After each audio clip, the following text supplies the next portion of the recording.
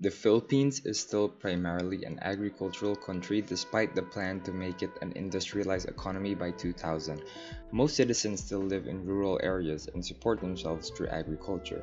One of the most pressing concerns of the agricultural sector is the rampant conversion of agricultural land.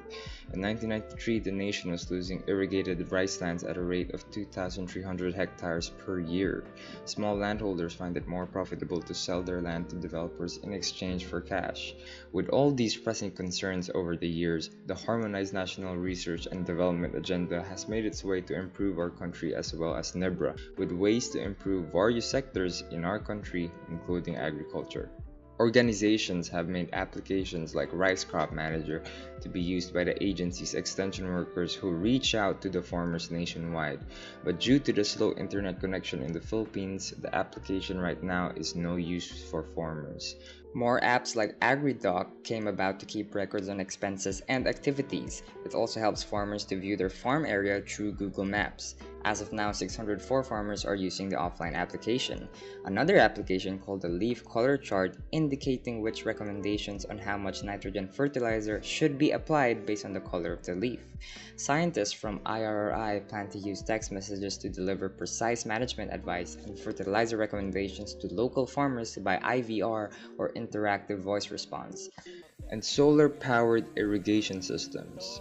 We cannot use carabaos anymore. We cannot use primitive farming methods forever, Mr. Pinyol said in preamble to the use of solar-powered irrigation system which costs less from the traditional irrigation systems.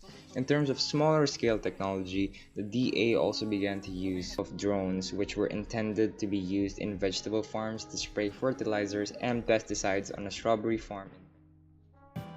So ngayon, mas na-excite na ako sa paggamit ng The plan drone. is to expand it nationwide. Unfortunately, from the nationwide survey of agricultural machinery manufacturers and dealers of Amtech, small-scale manufacturers supplied machineries only within their municipality and neighboring town. Now, instead of having a lot of tractors in our country, we have carabaos. While other countries have made the implementation of tractors to be used nationwide, our country is still out of date in terms of making it useful and appealing to all farmers. The Philippines has 11,500 tractors while Japan has 2.03 million, knowing that the area of Japan is 377,972 kilometers squared, while the Philippines has merely a 300,000 kilometers square area. It really is a great difference. While efforts to mechanize farms in the Philippines dates back to the 1890s, the country still lags behind in Asia, where Japan is the leader with 7.0 horsepower per hectare, followed by South Korea 4.11 horsepower per hectare, and China 4.10 horsepower per hectare.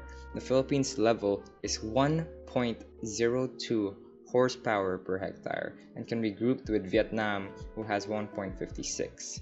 And still, Vietnam has more tractors with its similar area size of 331,000 kilometers squared, containing 162,746 tractors compared to Philippines' 11,500.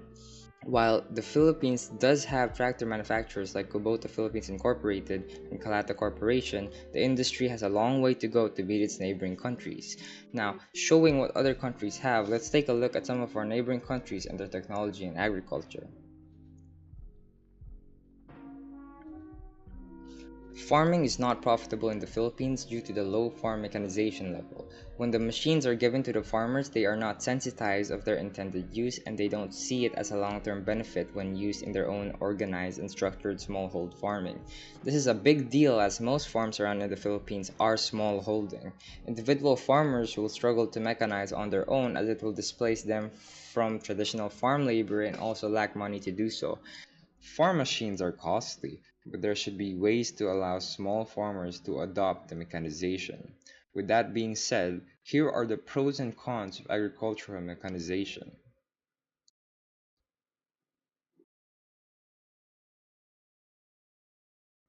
Now, here are some recommendations to improve the country's agricultural mechanization.